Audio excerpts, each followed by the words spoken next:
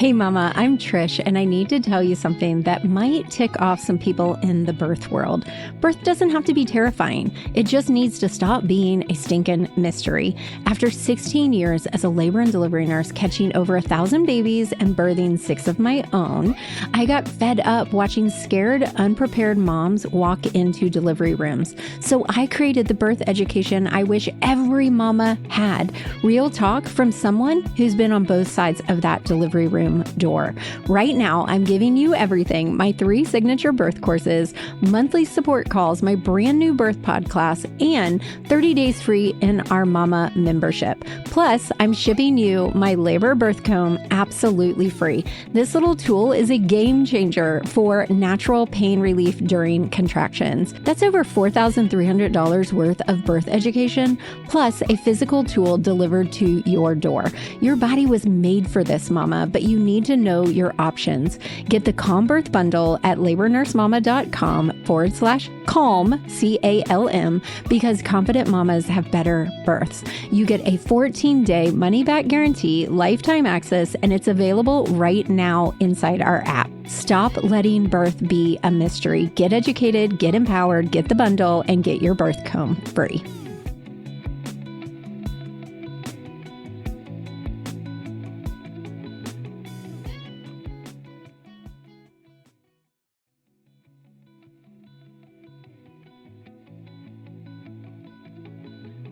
Today, I am joined by Shari Stamps, the founder of Navigating Parenthood and a mom of 6, y'all. She has 6, I have 7, so you know I'm already happy, many of whom of her children are neurodivergent. And Shari has spent over 10 years helping families transition through pregnancy into early parenting with evidence-based information.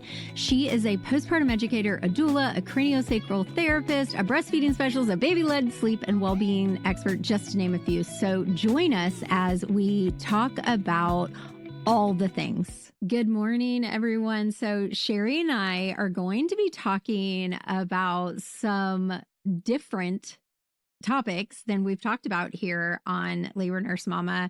And I'm super excited. So Shari and I were having like a little bit of a confusing conversation. Number one, I went to the fair last night. We took Grayson and we were up way too late and it was hot. It was so hot. I don't function in that. We had like a heat advisory. And then, of course, I was having some technical difficulties, but I'm so excited to have Shari with us. And Shari does something a little unusual that I'm going to let her explain, but she helps parents navigating parenthood, like whether you're prepping before you have baby or after. So I'm going to go ahead and let Shari introduce herself. Thank you so much. I'm so excited to be on this podcast. I've been following you on Instagram, and so I'm just really excited to talk about this topic, and my brain is completely losing words on things to say other than excited, but I am excited to be here. That's So, okay. We'll just be brain dead together. yeah. Yeah. Motherhood. Joy. Yeah, I like to say, so I have a 1-year-old who I'm breastfeeding. So I say I'm postpartum, but I'm also perimenopausal. So, it's like this fun, I just Oh blame my everything God. on it. But I'm I, perimenopausal, right? I am perimenopausal and I can't imagine. I can't. Because perimenopause on its own is so freaking hard. Yes. So hard. So that's fun. But I'm an integrative wellness practitioner for moms, and I say they're little ones because I'll see toddlers and, older siblings, kids up to like 14. But I really do, as you said, like to focus on preparing families before they give birth. Like, let's talk about your postpartum plan in advance. Let's talk about your breastfeeding plan in advance. Let's see you for a craniosacral therapy visit in person to work on your emotions that are affecting your baby and your baby's stress levels and how they're going to feed after you give birth based on your stress, believe it or not, and based on your lived trauma and the trauma that you don't even realize is in you from your grandmother or, whatever has been passed down and is now at a cellular level a part of you and now about to be a part of your baby. And let's release that so we can improve function in your body because your microbiome affects your baby's microbiome. and your pelvis and the alignment and everything there affects baby's positioning. It affects their head shape. It affects their feeding, you know, if they're going to have torticollis, all these things. So we want to work on this Yeah. before you give birth, as if you needed more Mm-hmm. things to think about. But this is the quiet before the storm, so to speak, because once baby's there, you know, it's so hard when you're in the thick of it to be like, now let me pull up research on this. Let me find these Mm-hmm. resources. You know, where can I find an expert in XYZ that I don't, you know, you don't know what you don't know. So it's hard to even try to find the help that you need when you don't know what you need. But it's difficult. So it's planning before is just so important. And I love that, you know, Yeah. your birth prep course goes into like so much of this in being your own advocate and really understanding the Mm-hmm. process. And I think what I do kind of plays into that. These are more things that will prepare you for your self-empowered birth and really being present with your baby when they're Mm-hmm. born. Yeah. I love that so much. And it's like so much that I don't think a lot of people know about.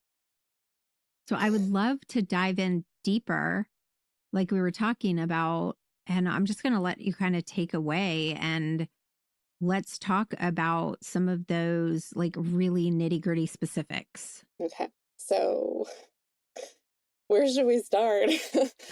So You tell me, because I feel like I feel like I have a million questions, but I feel like I'll get everybody really confused. But I love what you're saying about like I mean, I feel like I got off track just even thinking about the trauma, releasing the trauma. yes, I mean, we could go on a whole tangent about that, because not only we Yeah. have everything that we've kind of tried to forget, people told you to get over it. You know, Hmm. now we have some great sayings about you grow through it. Hmm. You know, it is a part of you, but then it's also, there's a whole journey you have to go on of like, okay, what am I able to let go? Is it something I'm willing to let go or not? And is it okay to hold on to it because I say it makes me me? Or is it something that maybe is creating these patterns? Like you know, we talk about how we maybe fall into the same relationships or have like the Yeah. same kind of, like I personally have a Starbucks addiction that's really bad. And I created it when I was overwhelmed with Yeah. my kids. You know, they have those mommy wine memes, or they used to several years ago. Yeah. And it had a Yeah. They're not negative. as popular as they were like 4 or 5 years ago. Oh, yeah, because people start realizing, maybe we shouldn't say like, yes, we all go home and just drink, you know, to get over, you know, but Yeah. I'm neurodivergent and I have neurodivergent children. And I think at the time, my youngest at the time was 2, and we were diagnosing with autism. And then I had another newborn, and I started like, I used found comfort in my Starbucks drink, and I started going from 1 to 2 a day. You know, it's like I didn't drink wine, Yeah. didn't do other stuff, but I had my Starbucks fix. And that's just an example of like, okay, we're going into this pattern. Hmm. And you know, find out, okay, why Yeah. do you have this pattern? And anyway, so we all have these things from something or another. And babies, when they're born, you know, this emotional stuff creates physical things in each of us. And for babies, this is something we don't think of, that this emotional trauma from birth, or what is already just within them as they're developing. Or let's say you're nervous about having a baby, it's unplanned pregnancy, or maybe you have gender disappointment. Yeah. I think it's great to have your gender be a surprise, but I also think if you're hoping for a certain gender, it's nice to know in advance so that you can work through that Yeah. gender disappointment before you're facing your baby eye to eye, you know, and working through it. And Yeah. then that turns into something else. But your baby's feeling all of that whole time, right? So they're feeling like, Right. oh, I'm unwanted, or the high cortisol. And then they can get into what's called the fear paralysis reflex, which makes it hard to integrate other reflexes. So then it affects feeding when they're born, because maybe they don't have that suck reflex because they're stuck in fear paralysis because of stress, Yeah. or, you know, positioning and other things. All of it goes together and it's a mishmash of things. And that's why, as somebody who does infant specific craniosacral therapy, as well as, you know, adults, I try to explain to people, you know, healing's not linear, right? So I think Right. of it as like untying a necklace. I see a baby, they're like, well, how many visits do you think they need? How long until this is straightened? I'm like, well, I'm I'm working on this tension or this pattern, right? And we're trying to get them out of this pattern, this loop that they've created. this, like my loop of going to Starbucks every day, you know, from whether it's emotions or physical positioning. And now something else will pop up and, you know, appear because it couldn't reveal itself because it was behind this other pattern. Yeah. Right. So then we have to work on that thing. And I think of it as like untying a necklace knot, because when you have this knot in your necklace, you're like, oh my gosh, here's this big knot. Okay, I'm going to take this one piece out. Like, oh, that wasn't actually the Yeah. problem. There's like 5 other knots. Okay, now there's 20 knots. I made knots by Yeah. trying to untie this knot. And it goes on. Yeah. You know, you want to give up and just like, okay, I'm not wearing this necklace ever again. You might take some time, come back to it, you know, eventually unknot the whole thing. And then it's still kind of wrinkly and you need to like do more work to just smooth things out, wear it again, be happy with it. You know, it takes time, and really that's what I see in babies and parents that I work with. With parents, it's harder because you've been holding on to these patterns. They're comfortable. You know, Yeah. it feels safe to you because it's normal. It's what you've everyday compensation, and making the change to feel better in your body or not have certain emotions pulling you down. You know, if there's different charts that show you, again, I'm at a loss of words, so like, I'm not going to go over the specific things, but you know, Yeah. where anger is stored, or where you feel like you couldn't speak up and you were maybe, you know, like in a birth, for Like instance. silenced. Yeah, I had a birth experience where it was my first natural birth. It was really fast. And I went in and they're like, we need to check you. I'm like, no, I don't need to be checked. I'm having this baby right now. And they went to have me lay down on the bed. I was like, I'm not birthing that way, you know? Yeah. And then later I heard this is a hospital setting, but a hospital midwife say something about giving me a shot of something. And I was like, no, what are you giving me a shot of? I don't want that. And then hearing her say to the nurse, give it to her anyway. That was my voice being taken from me. And, you know, it was the only thing that I had, you know, we all focus on things from our birth, but that was the thing I focused on. And it made me so angry. Like, I did not give you consent. You did this to my body. You did not explain what you were doing. And it led me to the birth after that, where I had a horrible 4-day long, this planned birth where I didn't allow it to go naturally.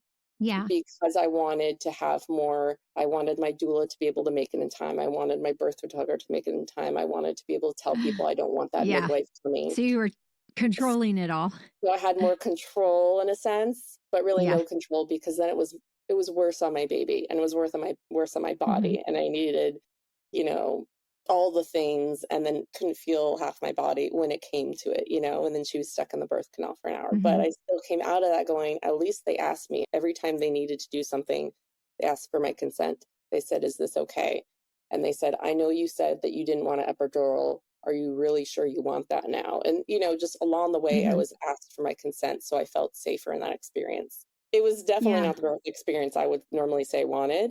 And I felt embarrassed the whole time because, you know, I was a postpartum doula at the time, and I had my doula who I knew was a colleague, and I was like, oh, is she going to think less of me because I'm doing this type of birth experience? You know, and that's something that we battle with in the birth space sometimes. Yeah. But I was like, this is how I need to get through it. So I walked out of there at least resolving things from the previous birth, but then putting myself in another, you know, anyway. Yeah.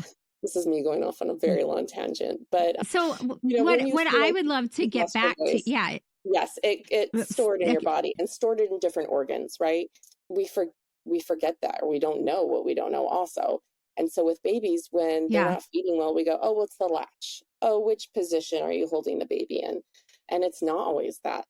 It's often a lot deeper. And this is where I am also a breastfeeding specialist. I'm not an IBCLC yet. I've been working towards that, and that's been a whole thing, trying to get all of my hours. But we'll have someone see me after seeing an IBCLC, and you know, they don't know what they don't know, and everyone has different training. But then I'm able to be like, well, get this baby on the breast that they weren't feeding off of before, you know, get them back to breast more, help with feeding, because it's beyond what the other person knew to offer, because it's really something that is stored in the body.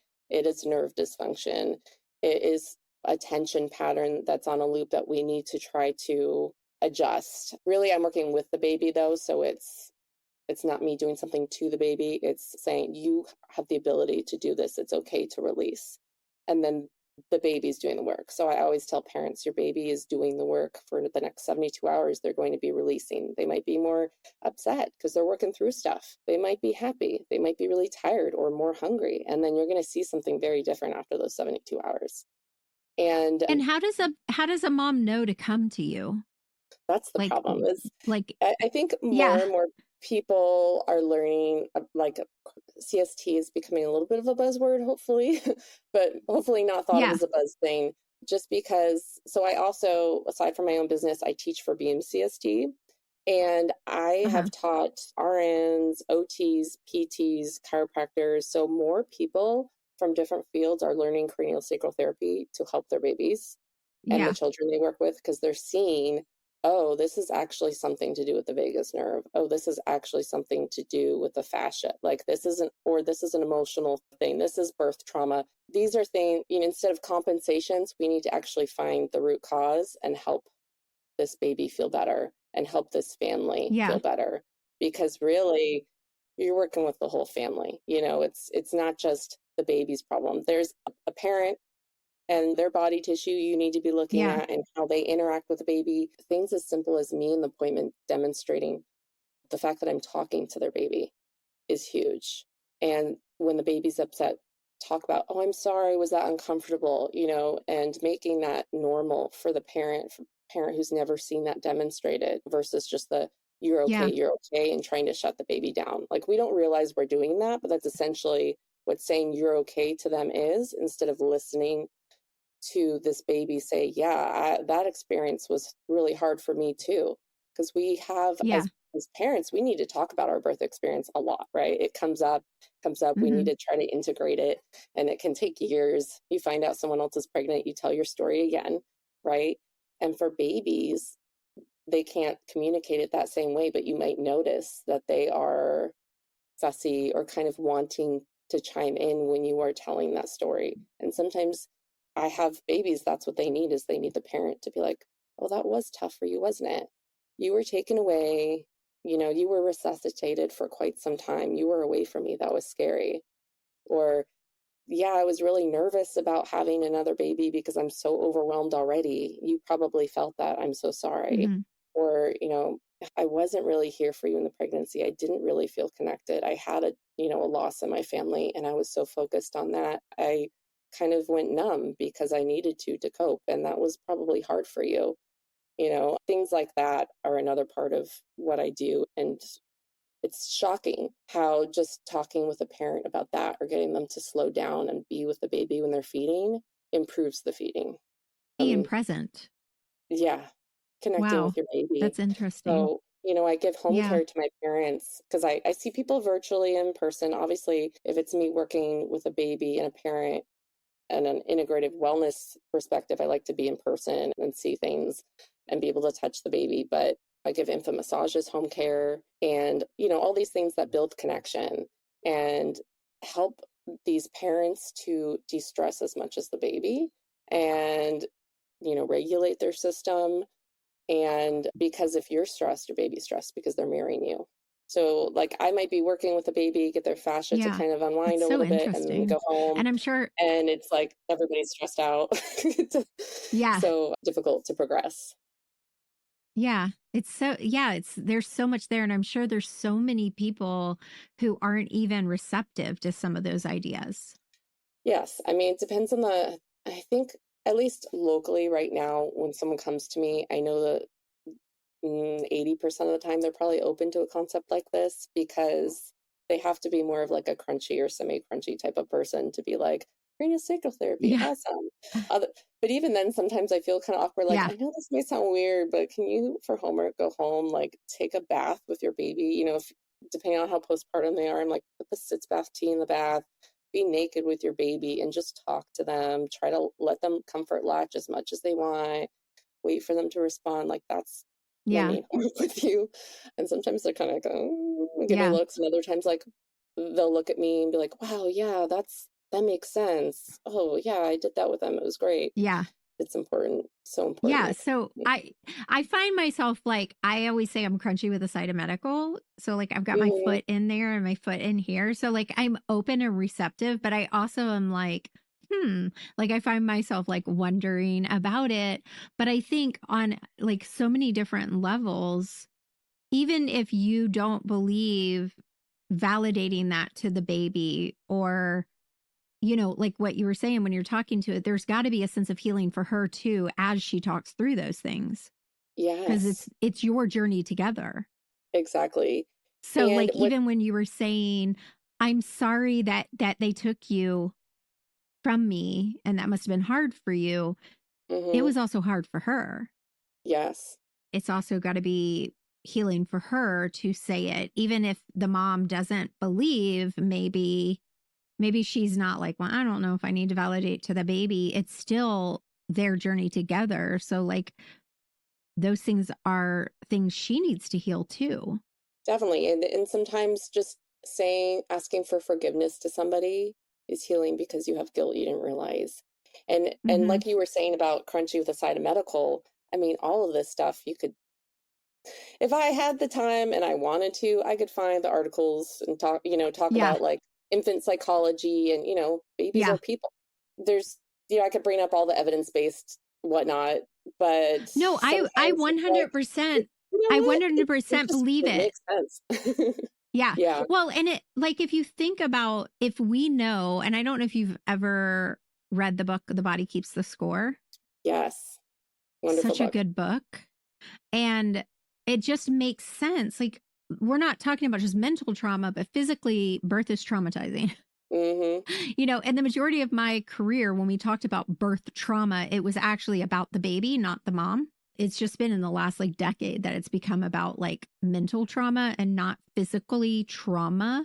But birth it's a rough little journey, like on both of them. So like it all just makes so much logical sense as well. So like I just feel like there's so much in that. And even just the positioning baby was in, and then we're trying to get him into all these different positions to breastfeed. And can you even imagine like having your neck like this after being like this, and it's like, it's Yes. just, there's so much, like, I feel like we're just so much wisdom in a lot of this, and like releasing that, not just the like the mental and the emotional, but the physical releasing Right. of And that especially trauma. because the emotional turns into the physical, especially for babies, because they Yeah. can't just tell somebody this hurts and, I need PT right here. Well, And I think we're all because babies in that sense, don't you yes, think? That we don't definitely. know how to tell what really hurts and Yes, because and why it hurts. people will be like, Yeah. "Well, my neck hurts," but actually, it's not your neck, right? It could be referred pain from somewhere Yeah. else. That's really Yeah. the issue. And Yeah. that's the other thing, when I do CST, sometimes people are like, "Well, why aren't you here?" Because I said that's what hurts. I'm like, "Well, this is, we do Yeah. an evaluation and go where the body leads us because your body's not going to release what it's not ready to release. And so you got to follow what Yeah. the body is ready for. And that's why things can take time. It's like that necklace I was Yeah. telling you about, I, like, oh, this other thing popped up. Okay, let's I work have a there. necklace sitting in my jewelry cabinet right now that is like haunting me as you talk because I love it so much, but it's like a train wreck and I will never get it untangled, I don't think, And this is an ever. example of I also give up on necklaces, and I have a 14-year-old who's like an untangling expert. And so I will That then was my go to oldest my daughter. I will go to my expert. Be like, "Can you please Yeah, untangle this but for me?" mine moved out because she's 25 now. I So know. she Yeah, doesn't want to untangle my necklaces anymore. you should just mail them to her. Well, she Like, lives you need local, to but when she visit. comes over, she doesn't want to untangle mom's necklaces anymore. So Satara, if you're listening, you get to untangle. It's Yeah, time. but she has the patience and the eyesight. I have neither. And I feel like our dexterity, I don't know, change our fingers get fatter as we get older or something. It's the inflammation. I don't know. Yeah, something, I Just don't it know. doesn't But work now that as we're well. completely off topic, but back to where locally, if someone wants to come see you, because I want them to know where you are Yeah, locally. so I am in Lathrop, California, but I do some things virtually. Like I'll talk about baby sleep because really infant sleep has to do with, I don't do training. It's what, Yeah. it has to do with well, how are they feeding? What was your birth like? What is your surrounding home ecosystem like? Yeah. No baby is cookie cutter. So if anyone tells you this is what your baby should be doing, I feel like Yeah. that's a flag because Yeah. they have not met your baby yet. Your Yeah. ecosystem is different. So I do all sorts of things virtually and then in person. I'm in Lathrop, California, and I feel like Which our I have no tangent idea where that's at. Where is that? it's the Central Valley of Northern California. Okay. But yeah, Like I'm in the middle of nowhere almost. I've done travel assignment. I did travel assignment. Oh my gosh, what was the name of that city? It was south of Sacramento. Okay, I'm definitely south of Sacramento. So the Great Wolf Lodge has their Bay Area location that is like, or I Okay. think it originally was San Francisco is how they marketed it, but it's really like 2 hours from San Francisco. I'm 20 minutes from that, I'm from trying the to remember the hospital I Great was Wolf at. I think Lodge. was San Jacinto was the hospital I was at, but I can't remember the city. I can't remember the city, but I'll remember I have at no like 2 idea. a.m. this morning.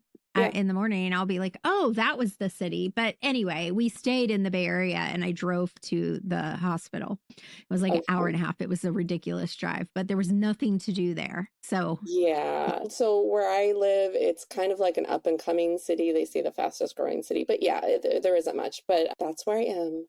And okay. I'm worth the drive.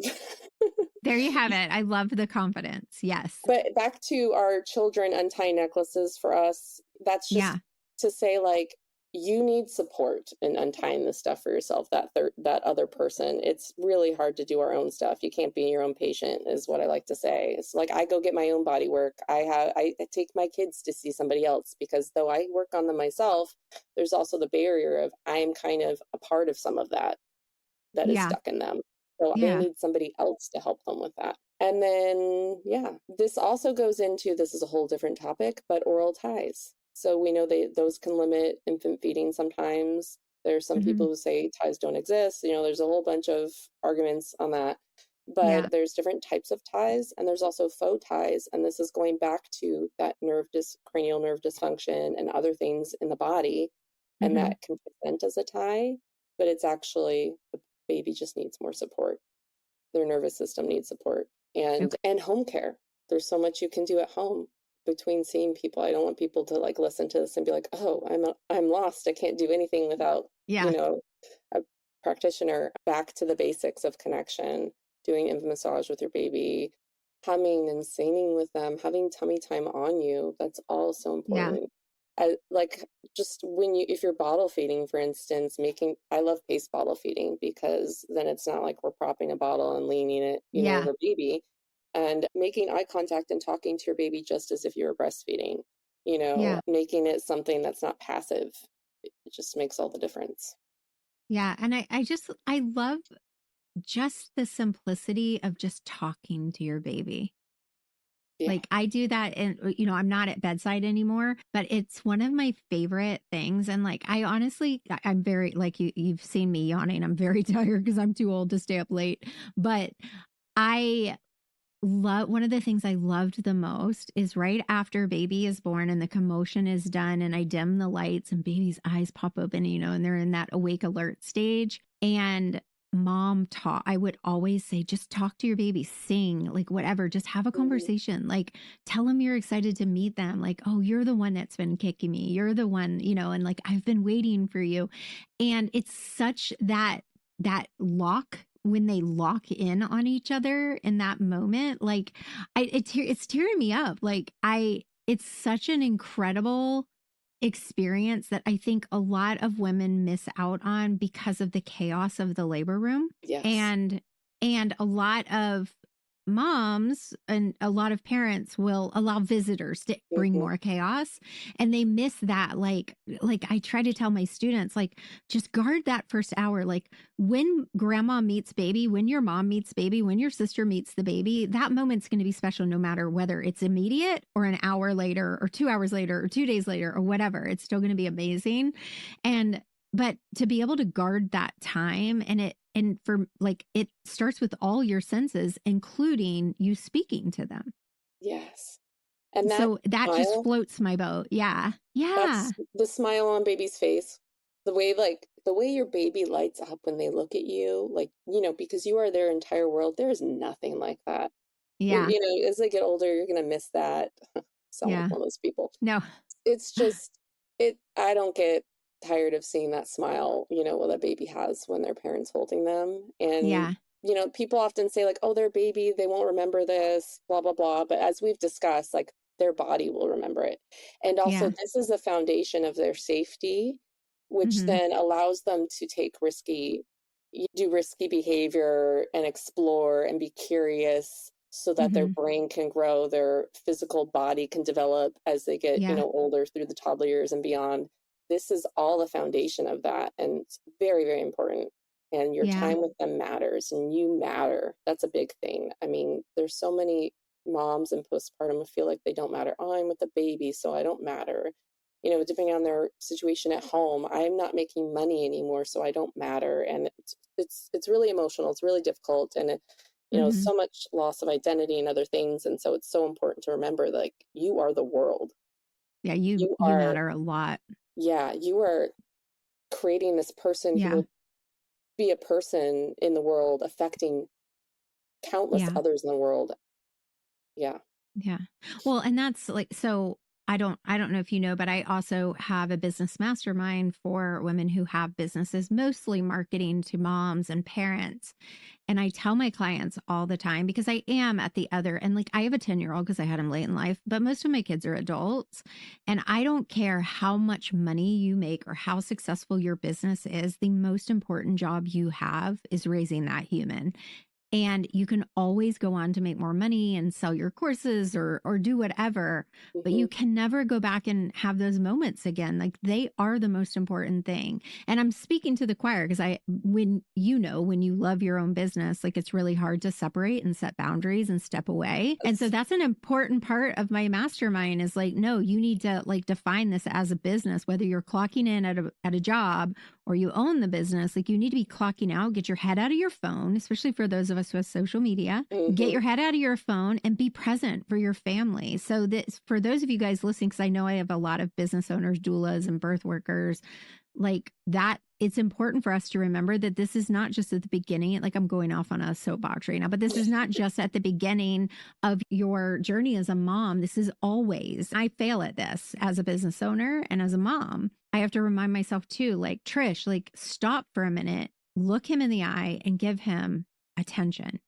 Like it's important. And Yeah, that starts from the moment that we have them inside of us, just it being really present. does. Yeah, just Yeah. taking a few moments. I'm going to put this phone away from me, Yeah. take a moment of intention, just talk Yeah. with baby. We're so used to that adrenaline and instant gratification from our phone. It's hard Yeah. It's an to addiction. be It is a present. drug. It Yeah. it really is. When I had Grayson, we definitely had, obviously he's 10, we had cell phones and we, like the caliber of ones we do now. But the majority of my children, I didn't have that. So I didn't have that distraction when I was breastfeeding. And I think that in itself, like take some of your feeds where you just put your phone away. You don't need to be scrolling, like stare at your baby, touch your baby, explore.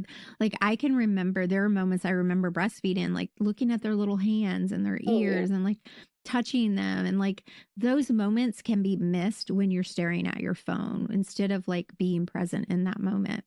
And a baby who's uncomfortable in their body, that's the prime time to give them like a leg massage and open up their hands, nice arm massage. Yeah, talk, Yeah. sing to them. Take a moment to take some breaths, practice on your breathing through your Yeah. nose, making sure Yeah. you're not in survival breathing, out of your mouth. Because we might go to escape unknowingly in our phone, but every time you look Yeah. at it, like social media raises your cortisol levels no matter what, right? Or you might get an Yeah. email or something from somebody and it's like anxiety Or a central. text message. Yeah. Yeah, that's just, oh, I wish I didn't know that or read that. And now, it Yeah. ruins your whole day type of moment because especially when your hormones are all over the place, it's rough. Yeah. Um, Yeah.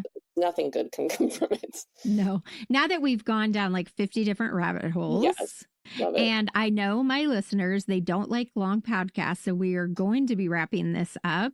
But I would love for you just for a moment, tell everyone where they can find you online and how they can connect with you. Yes. So I am at navigatingparenthood.com, and then I'm navigating parenthood on social media, which for my mental health, I'm not always like I'm posting to stories, but not always posting content necessarily. Yeah. And then I'm in pre-sale for Your Baby's Tie Care Bestie, which is all about home care resources for if you are having feeding difficulties and someone's like, I think that might be a tie. Well, okay, well, let's take a step back and what can we do at home to support our baby and to support connection and feel empowered about this before we make a rash decision.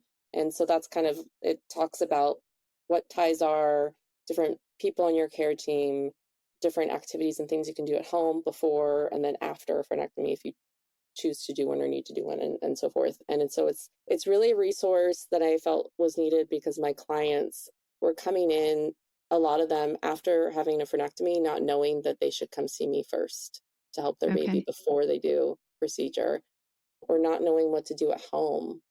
And so it's hard enough when you're having difficulty with feeding, but being able to have a resource and not feeling as frazzled as you already are, I think is really helpful. So that's my new thing that I'm schlepping. But yeah, I have like, massage courses and, content you can peruse. I have 6 kids, 5 who are still here. I didn't know that. Yeah. I have 7. Oh my gosh. Yeah. Yeah. And one is adopted. So when people hear that, they're like, oh, it must be wonderful. And I'm like, I mean, individually, yes. A lot of fighting. Well, mine are all grown now, but they still have their moments sometimes when they're here, like picking on each other. But it's definitely a different ball game now. The button pressing is, I look forward to that ending. But, they're amazing people. Yeah. Well, thank you so much for coming today. 2 frazzled moms. Tired, frazzled moms / business owners. Yes, I appreciate you coming today. Thank you so much. Thank you so much for having me. It was great chatting with you. You too. All right, that's a wrap on another episode of The Birth Experience with Labor Nurse Mama. If this conversation hit you, screenshot this episode and share it to your stories. Tag me at labor.nurse.mama so I can see what resonated with you. Remember, you're doing an amazing job and we adore you. We see you, we love you, and we want to be on this journey with you. Make sure you hit subscribe, leave a review, and as always, I'll be back next Friday with more conversations about pregnancy, birth, and postpartum. Until then, give yourself some grace. You're doing an amazing job. I'll see you again next week. Bye for now.